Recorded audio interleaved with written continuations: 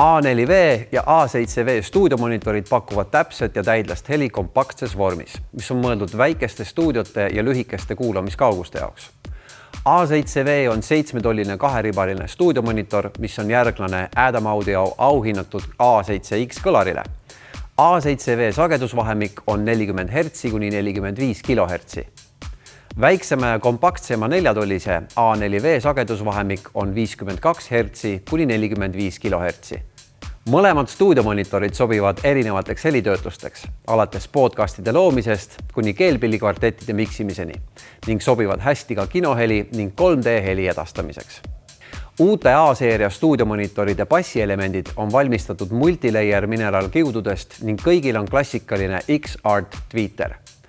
A-seeria kõlaritel on tweeterit võimalik hõlpsasti ümber pöörata, mis võimaldab kõlarit ka horisontaalselt kasutada.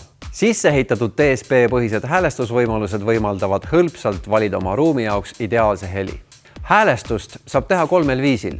Kõigi A-seeria monitoride DSP-põhiseid funktsioone saab muuta kaugjuhtimisega ning reaalajas võrgukaabli kaudu.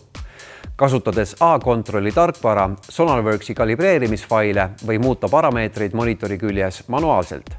A-Control rakenduse saab tasuta alla laadida Windowsi ja Mac OS-i jaoks MyAdami keskkonnas A-seeria monitori registreerimisel. A4V ja A7V hinna ja kvaliteedi suhe ületab kindlalt ootuseid. Tulge meile külla testima!